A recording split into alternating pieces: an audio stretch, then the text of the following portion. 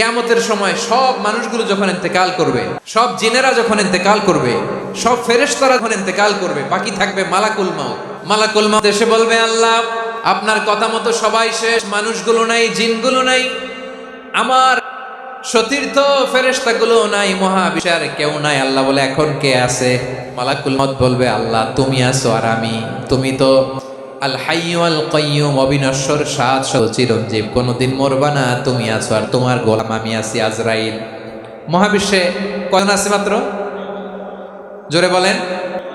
এক হচ্ছেন আর হচ্ছে মালাকুল মাউত। আল্লাহ তুমি আছো আমি আছি। আল্লাহ বলবে, ঠিক আছে, এবার তোমার মরণের পালা, মুত ইয়া মালাকাল মাউত, হে মৃত্যুর ফেরেশতা তুমি মরো। মালাকুল মাউত আল্লাহর আদেশ বাস্তবায়ন করতে যে বিকট একটা চিৎকার দিয়ে মৃত্যুবরণ করবে। ওই চিৎকার দুনিয়ার মানুষেরা, চিৎকারের আওয়াজ যদি দুনিয়ার মানুষেরা শুনতে পেত, দুনিয়ার মানুষের প্রত্যেকের কানের পর্দা ফেটে মুহূর্তের মধ্যে সব লাশ হয়ে জমে পড়ে রইত। ভয়ঙ্কর চিৎকার দিয়ে মালাকুল মাউত বিদায় নিবে, কেউ নাই। এবার বলেন তো, মহাবিশ্বে মহাশূন্য, কেউ নাই, উপরে নিচে সামনে পেছনে ডানে বায়ে কোন সত্তা, কোন জীবিত সত্তার আছে? একজন ছাড়া। তিনি কে?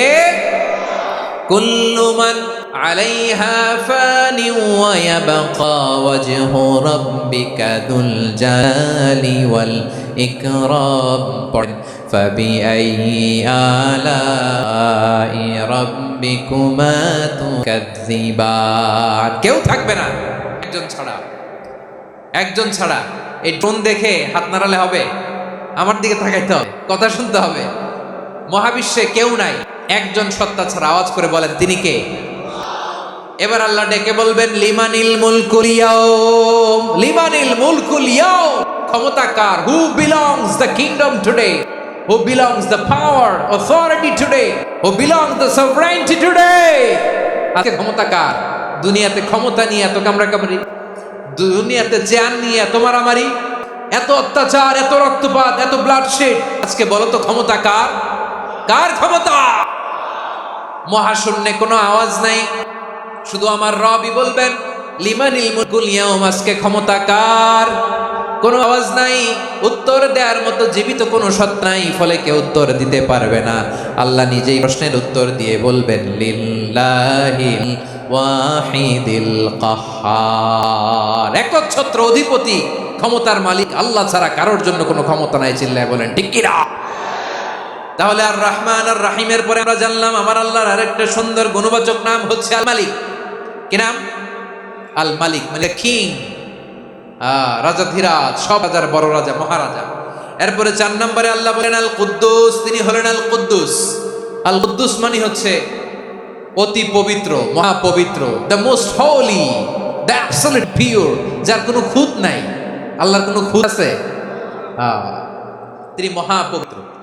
আল্লাহর পবিত্রতা যখন আমরা বর্ণনা করি, আল্লাহ খুশি হয়ে যান, কারণ তার সত্তার একটা বৈশিষ্ট্য হচ্ছে তিনি আল কুদ্দুস। বারোয়াখালীবাসী আল্লাহর নামটা একটু জানেন না? বলেন আল কুদ্দুস, সবাই আওয়াজ করে আল কুদ্দুস। অতি পবিত্র, তার মধ্যে কোনো অপবিত্রতার ছিটে ফোঁটা নাই, মহাপবিত্র, the most pure, the most holy, অতি পবিত্র। ফেরেশতারা বলেছিল, আল্লাহ আপনি মানুষ কেন বানাবেন? নাহনু নুসাব্বিহু বিহামদিকা ওয়া নুকদ্দিসু লাক। এই যে নুকদ্দিসু কুদ্দুস পাইছেন? তারা বলেছিল, মানুষ কেন বানাবেন? মারামারি করবে, আমরাই তো ভালো, আমরাই আপনার মহিমা বর্ণনা করি, আমরাই আপনার পবিত্রতা বর্ণনা করি। নুকদ্দিসু লাক, তার মানে আল কুদ্দুস। আবার আমার নবী, বিশ্ব নবী যখন সিজদায় লুটিয়ে পড়তেন, আম্মা জানা এসে বলেন, আমরা তো সিজদার মধ্যে সুবহানা রাব্বিয়াল আলা বলেই শেষ, কিন্তু বিশ্বনবী তাহাজ্জুদের নামাজে, নফল নামাজে, সুন্নত নামাজে 3 বার সুবহানা রাব্বিয়াল আলা তাসবিহ পড়ার পরে তিনি পড়তেন সুবহুন কুদুসুন রাব্বুল মালাইকাতি ওয়ার রূহ। সুবহ কুদ্দুস রব্বুল মালাইকাতি ওয়ার রূহ। সিজদায় লুটিয়ে পড়ে বিশ্বনবী এই দোয়াটা পড়তেন নফল নামাজে, সুন্নাত নামাজে কিংবা তাহাজ্জুদের নামাজে। সুবহান রাব্বিয়াল আ'লার পরে কি পড়তেন? সুবহুন। আওয়াজ করে বলেন সুবহুন কুদুসুন রব্বুল মালাইকাতি ওয়ার রূহ। মানে আল্লাহ আপনি প্রশংসিত, আল্লাহ আপনি অতি পবিত্র, আপনি সব ফেরেশতা কুলের রব, ফেরেশতাদের সরদার জিব্রাইলের রব। সুবহানাল্লাহ। আজকে থেকে পড়বেন সিজদায়? হ্যাঁ, বারোখালীবাসী পড়বেন নাকি হুজুর নামাজে তো পড়ি না? হ্যাঁ, এরকম নফল নামাজে, তাহাজ্জুদের নামাজে, সুন্নত নামাজে সিজদার যে তাসবিহ সুবহান রাব্বিয়াল আ'লা 3 বার পড়ার পরে আমার ভাইরা, মহিলা প্যান্ডেলে আমার যে মায়েরা বোনেরা আছে, আজকে তো রেকর্ড হয়ে যাবে, কালকে ভিডিও পেয়ে যাবেন। 3 বার সুবহান রাব্বিয়াল আ'লা পড়ার পরে পড়বেন সুবহুন কুদ্দুসুন রব্বুল মালাইকাতি ওয়ার রূহ। পড়েন তো ইনশাআল্লাহ। আবার বিশ্বনবী বলেন ইন্নাল্লাহা তাইয়্যিব লা ইয়াকবালু ইল্লা তাইয়্যিবা। আল্লাহ পবিত্র, পবিত্রতা ছাড়া তিনি কিছু গ্রহণ করেন না, অপবিত্র কোনো কিছু আল্লাহ গ্রহণ করে না। অনেকে আছে ঘুষ খায়, সুদ খায়, অন্যায় অপরাধ চাঁদাবাজি যা আছে সব করে, হারাম টাকা, হারাম উপার্জন। এই হারাম উপার্জন দিয়ে আবার মসজিদ বানায়, আছে না নাই? ইনকাম সবটি হারাম, ওইটা দিয়ে আবার এতিমখানা বানায়, আছে না নাই? আছে। ওইটা আল্লাহ কবুল করবে না, কারণ আল্লাহ নিজে পবিত্র। পবিত্র না হলে কিছুই অ্যাকসেপ্ট করেন না। সুবহানাল্লাহ পড়েন। তাহলে বুঝলাম তিনি আল কুদ্দুস মানে অতি পবিত্র। এরপরে আল্লাহ বলেন আমি হচ্ছি আসসালাম। আওয়াজ করে বলেন আসসালাম।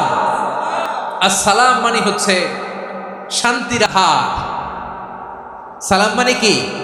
শান্তির আধার, যার কাছ থেকে শান্তি আসে। দ্য সোর্স অফ পিস, তিনি শান্তির আধার। এজন্য আমরা একে অপরের সাথে দেখা হলে কি বলি? সালাম। কি বলি? সালাম সালাম হাজার সালাম, সকল শহীদ স্মরণে আমার হৃদয় রেখে যেতে চাই তাদের স্মৃতির চরণে। সবাই বলেন সালাম সালাম হাজার সালাম, সকল শহীদ স্মরণে আমার হৃদয় রেখে যেতে চাই তাদের স্মৃতির চরণে। পড়েন আমিন। আমরা সকল ভাষা শহীদ, সকল মুক্তিযোদ্ধা, তাদের জন্য দোয়া করি।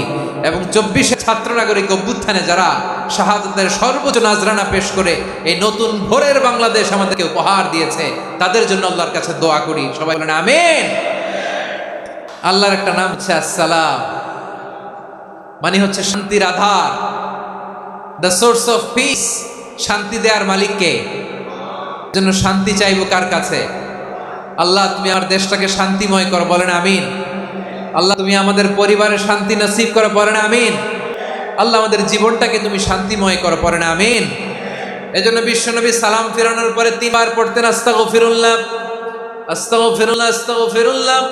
এরপরে বিশ্বনবী পড়তেন আল্লাহুম্মা আনতাস সালাম ওয়া মিনকাস সালাম তাবারাকতা রাব্বানা ইয়া যাল জালালি ওয়াল ইকরাম। ও আল্লাহ আপনি শান্তির আধার, আপনার কাছ থেকে শান্তি আসে, আপনি বরকতময়। এই দোয়াটা পড়েন আপনারা সালাম ফিরানোর পরে, পড়েন না? পড়বেন আজকে থেকে আল্লাহুম্মা আনতাস সালাম ওয়া মিনকাস সালাম তাবারাকতা ইয়া যাল জালালি ওয়াল ইকরাম। আবার জান্নাতের আরেকটা নাম হচ্ছে দারুস সালাম, মানে শান্তির ঘর। জান্নাতের আরেকটা নাম কি? দারুস সালাম। ওই দারুস সালামে আমরা যেতে চাই কি চাই না? আমরা ওই জান্নাতের অধিবাসী হতে চাই কি চাই না? এই বারোয়াখালীর ঐতিহাসিক তাফসীরুল কোরআনের ময়দানে আমরা যেমনি একত্রিত হলাম, আল্লাহর জান্নাতেও যেন আমরা এভাবে একত্রিত হতে পারি। আল্লাহ তুমি কবুল করো। আওয়াজ করে পড়েন আমিন। সালামের পরে আল্লাহ বললেন আল মুমিন। আমার আরেকটা নাম